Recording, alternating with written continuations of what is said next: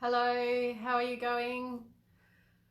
Crazy weather, right? I don't know where you are, but if you're in Perth or just north of Perth, you're already experiencing this freak storm. That's the Gascoyne. I've just learned that in the Gascoyne. I've got friends in Geraldton. They've had 100 km/h winds with 130 km/h gusts, and it's coming right for Perth. So I think it's interesting having this storm happen right when we've had some restrictions lifted. So we've been allowed to go out and play a little bit, and Mother Nature's saying, get back inside. Do as you're told. Go back to your room. It's funny.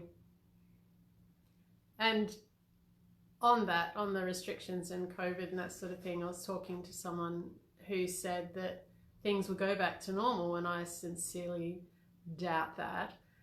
And she said, but they are. People are already heading out and going back shopping and returning to work. And I said to her, but no one's the same. After the experiences that we're going through, we'll continue to go through, we're not going to be the same people, right? We've had our habits broken because we've been isolated or in hibernation, I prefer to call it. Our future's more unknown than ever. We typically can't predict the future, but no one can now. And we're all feeling very unanchored. We just feel like we're floating around. We're not sure what the hell's going on. And this has been a traumatic experience for many. So it's going to change us as a person. So even if things externally look like they're going back to normal, they can't possibly, because we're not the same anymore, right? So the best way to deal with things like feeling unanchored, not knowing the future, is just to focus on the present.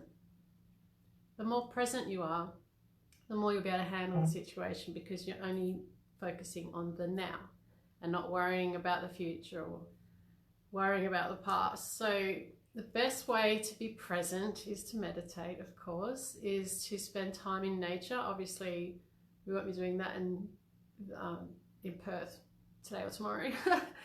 But spending time in your garden and just doing things that connect you to the earth. Self-care, love on yourself, look after yourself.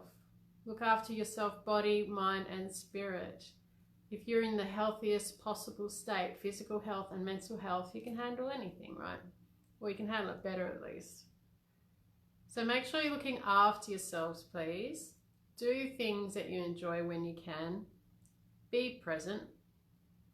And look at this unknown future as possibilities, okay?